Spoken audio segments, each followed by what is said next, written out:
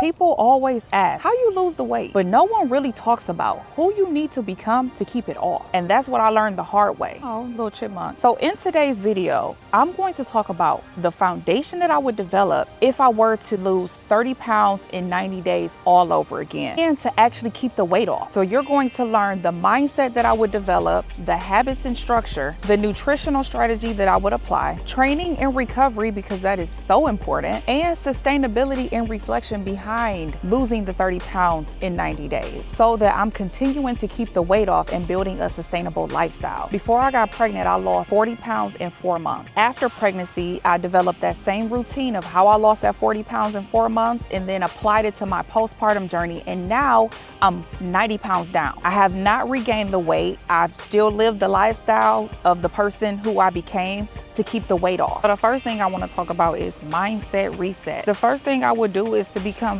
brutally honest with myself. Before trying to change anything, I would take some days to just observe exactly what it is that I'm doing currently. How am I sleeping? How am I eating? When am I stressed? When do I feel my best and when do I feel more spiral? No judgment, no good or bad. It's just building awareness around how I currently live my life. One thing, if you could take any gems from this whole entire video, you cannot change something that you refuse to see. The next thing I would do is start working on my identity. I've said it in multiple videos. Back then, I used to think to myself that I'm trying to lose weight. And now I say I'm becoming that person who takes care of their body. Like, I identify with someone who takes care of themselves. That tiny shift in mindset makes all of the difference. All you're doing is tricking your brain into pretty much staying consistent with who you believe that you are. And lastly, I'll focus on progress over punishment. Thinking every time that I didn't show up for something that I failed, instead I would check in with myself and ask myself, what is my body trying to tell me? Why do I feel this way? Why do I not feel like working out today? It may just be a day for you to rest. Tired? Am I inflamed? Am I overwhelmed? Everything that you consider setback is really feedback, and curiosity builds consistency. If I can give you one piece of advice for mindset, it's this: don't chase motivation, build momentum, work with what is working, and lose that all or nothing mentality. Building them small habits adds up over time. Losing that all or nothing mentality worked wonders for me, because before I felt like I needed to do a whole lot to see a whole lot of results. And what I learned is that really it's all about the small things that you do every single day that's going to compound over time. And again, I talk about this in every single video. I'm going to keep driving this home. This is how you make weight loss a part of your lifestyle. This is how you make weight loss sustainable, is by building small habits. Little small things that you do every single day is going to add up over time, and that is going to help you lose weight. And the annoying or the bad thing about when you are being super extreme is that it's not sustainable. It's not easy to keep up with that type of a lifestyle. So now the next thing I want to talk about are the actual habits and structure. Once my mindset is clear, I will focus on structure, because structure creates freedom. Every morning I will move my body before I even touch my phone. What I find that works best for me is when I stack one habit that I want to adapt to an already existing habit, I'm more likely to show up for both habits. So if I'm someone who likes to walk at, 7 a.m. every single morning, and I want to become someone who regularly meditates, maybe I'll meditate before I do my walk, because I already show up for my walk. That's already a consistent habit for me. So then adding in that meditation to that walk that I already do. You don't have to do a hard workout, just like a 30-minute walk or a 30-minute stretch. It just sets the tone for the rest of your day and you feel accomplished. Your body releases dopamine and you're more likely to continue to show up for the habit because you feel accomplished every time you're completing the habit. Movement first thing in the morning builds momentum and it lowers my stress before my day even starts. Evenings is where most people lose progress. Create a shutdown routine in the evening time, aka an evening routine, a bedtime routine, something that's kind of preparing your body for rest. Dim the lights, turn your phone off, put your phone in another room. Grab tomorrow's meal, sit your work clothes out, sit your workout clothes out. If you plan to read when you first wake up in the morning, sit your book out, put it next to the bed. If you want to hydrate as soon as you wake up in the morning time, fill your container with water so that your water is already prepared for when you wake up in the morning. You end the day intentionally, you wake up ready. And those Sundays, I'll plan my week, days that I plan to work out, what workouts it is that I plan on doing those days, the days that I want to grocery shop, writing out my grocery list. I'm planning for my rest day. I'm planning everything. Don't be so rigid that if everything don't go according to plan, that it just kind of just messes up your mood, because it's not going to. But planning gives you structure, and structure makes you more likely to show up, especially if you block your time. And when you fail to plan, it's so much easier to fall back on old habits. No, I'm doing this winter art challenge, and yes, it does work. Writing things down and planning ahead of time, it works.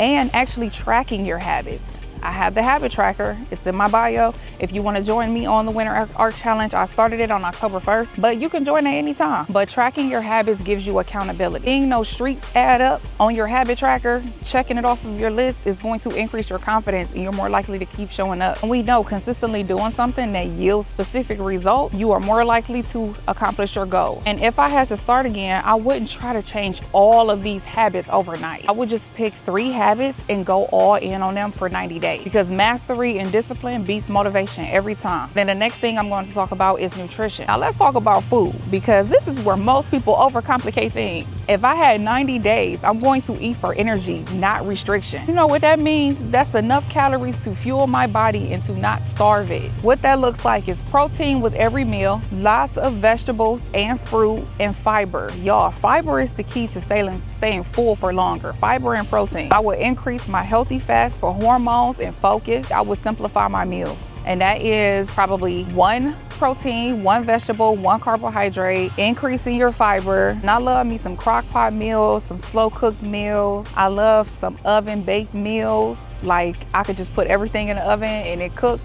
and I don't have to actually sit there and stand by it while it's cooking. And I love me some soup, because I can combine all of these different ingredients to get all of my food groups in the same meal. If you do not have a rice cooker, this is your sign to get a rice cooker. And if you do not have a Dutch oven, this is your sign to purchase a Dutch oven, because there are so many quick meals that you can make in those 2 things. I will make 1 go-to breakfast, probably for the whole week. 1 go-to lunch. Make dinner is super easy, especially if you have kids. Let's be honest, they don't even eat anything anyways, these picky eating kids. At least my son is a picky eater, so if I make these extravagant meals, he's not gonna eat it anyways. People think variety keeps you consistent, and honestly, it's not necessarily variety, it's simplicity.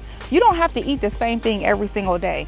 Like, if you want to switch your meals up, a smart thing to do is maybe to cook the same protein and to switch up your size. A couple serving sizes of rice, a couple serving sizes of sweet potato, and maybe a couple serving sizes of broccoli, and a couple serving sizes of asparagus. I just use those as an example, just to kind of switch it up a little bit. But again, if I were to lose the weight all over again, I would meal prep either for 2 to 3 days, because I don't like eating the same thing 7 days a week, or I would meal prep twice that week for 2 to 3 days, depending on how strict or how structured I want my meals to be for that week. Meal prepping takes the guesswork out of things. Like, who wants to have decision fatigue every time we trying to make decisions for ourselves? And especially when it comes to eating. You remove that decision fatigue, you're more likely to stay on track. I would drink at least 3 liters of water daily, but a good thing to do is to divide your weight by half and then drink that many ounces daily. But I drink around 3 liters of water a day, sometimes even closer to a gallon, and focus on reducing inflammation. What that looks like is less processed foods, more whole food ingredients, fewer sugary drinks, and walking after your meals. It is a pet peeve of mine to label foods as good or bad. Like, what is bad food? Y'all already know I believe in the rules of averages. So if I want a dessert or a meal out, I'm just going to make sure I plan for it. Guilt-free. It's okay. You don't have to eat or do these things 7 days a week to see results. Trust and believe me. Losing 90 pounds is almost cussed.